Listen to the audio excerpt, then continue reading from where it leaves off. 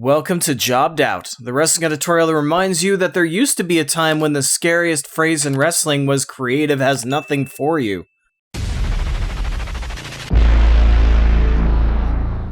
I just don't get it. On the same day WWE announced their earnings reports, this time capped by notes where in the last 3 months WWE generated over $250 million in revenue, once again WWE decided to go on a firing spree tonight.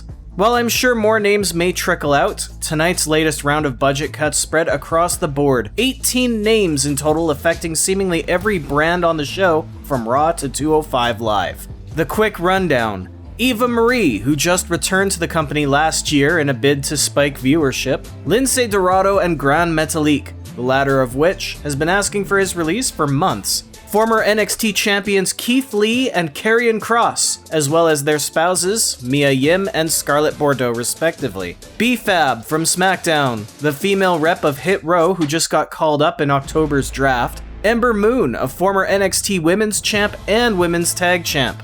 All caps Oney Lorcan, who was part of Pat McAfee's Kings of NXT stable in battling the Undisputed Era, half of whom were also released earlier in the year.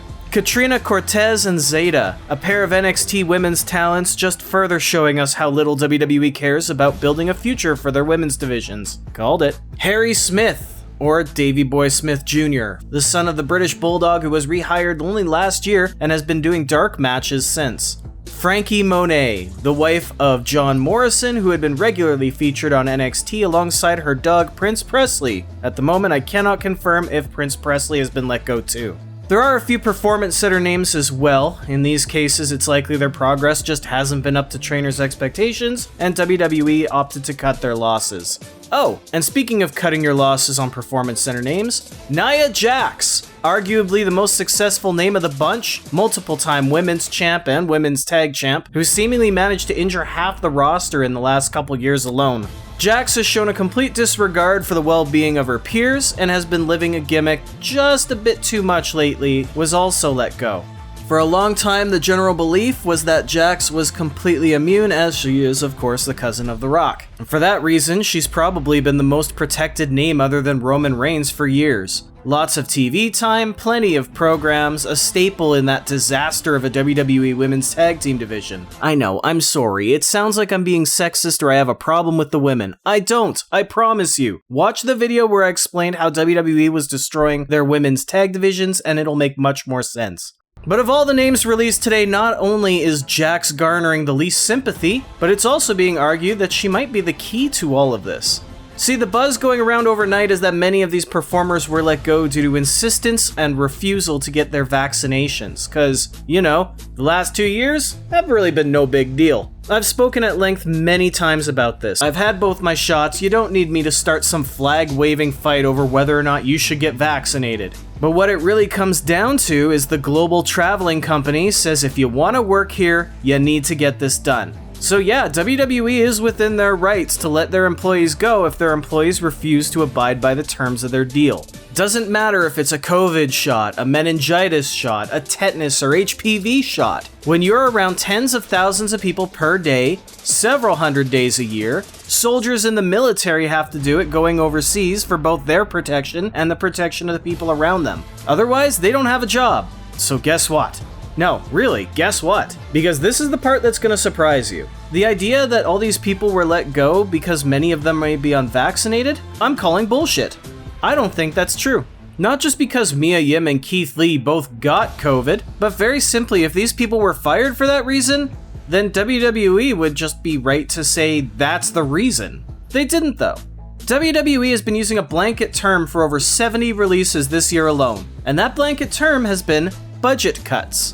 Just like creative has nothing for you was given to performers even when the writing team was directly pitching ideas to them, WWE has grown so reliant on this excuse of budget cuts, as if it explains everything, despite over $250 million in revenue just in the last quarter, despite the fact that these released stars are paid 30 to 90 days at full salary to sit at home and not make money for the company. Despite actual profits of nearly $45 million in 3 months while opening back up to the costs of traveling and touring, something that you would think would jack up the expenses and cut those profit margins down. Despite just collecting another Saudi Arabia payday, the term budget cuts is getting to be as dirty as independent contractor. Because just like how independent contractors have all the rights that WWE superstars don't, and WWE superstars have none of the benefits that independent contractors do, these budget cuts always seem to happen when the WWE wants to announce their surpluses and how ahead of budget they are. The last couple of years, every time this has happened, it has led to speculation of a potential WWE sale in the future. As far as I'm concerned, the most amazing part to me is that this hasn't led to a potential WWE lawsuit in the future. Think about this. These performers are signed to contracts to terms that are usually set by year, to which WWE can opt out every 90 days, but employees can't. They have to pay their own taxes and cover many of their own expenses as independent contractors often do, but they can't take any bookings or third-party deals. You know, the independent part of the name. And even if WWE has cause to terminate the agreement, they just lie and say it's budget cuts. The Bray Wyatt incident is the golden example, where the text Johnny Ace sent to its superstars said that Wyatt was cut for budget reasons.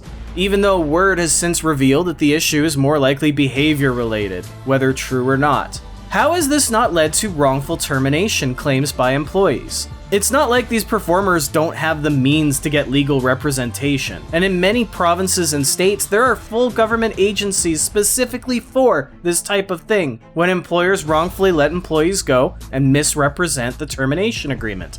In this case, how easy is it to just present a legal argument of how can they claim not to be able to afford my contract in their budget when they just announced near record revenue and profits that cover my deal 40 times over? This holds a lot more water than your average CTE class action lawsuit, I'm just saying, because this is information the WWE makes public. To sum it up, if you have to fire somebody, fine. It's a part of life. It happens. Almost nobody is going to argue whether or not NIA JAX should have been fired a long time ago. But I can't believe that in my 30s I still have to keep stressing this. Stop fucking lying! The truth hurts? Yeah, absolutely. But you know what makes it easier to heal? The fact that you know what needs to be worked on. If WWE is solidly convinced that they're in the right letting so many people go, then don't make up a lie to do it. Just tell them why you're letting them go. Use the actual reason that you were going to let them go in the first place.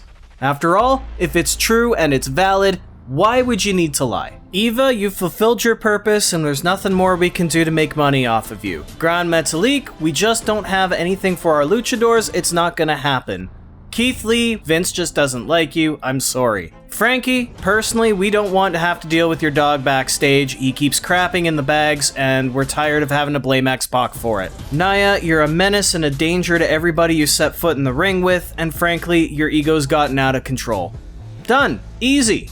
Alright, that's my rant, and I do apologize, it's lengthier than I actually intended it to be. But of course, this is all just my opinion. As news continues to break with regards to this, maybe we'll find out some more. Maybe we'll find out that this was actually just because NIA JAX and Karrion Kross are known to be anti-vax. I'm not buying that though. So what do you think of the latest round of WWE's pink slip musical chairs? Which names were a total shock to you that you're sad to see let go, and which ones were about damn time? Let me know what you think in the comments and be sure to subscribe to the channel for more, because I want you to be a part of this conversation too. For now though, I better get my shoulders off the mat, so I want to thank you for tuning in to Jobbed Out. I'll catch you next time. Unless they fire me. For budget cuts.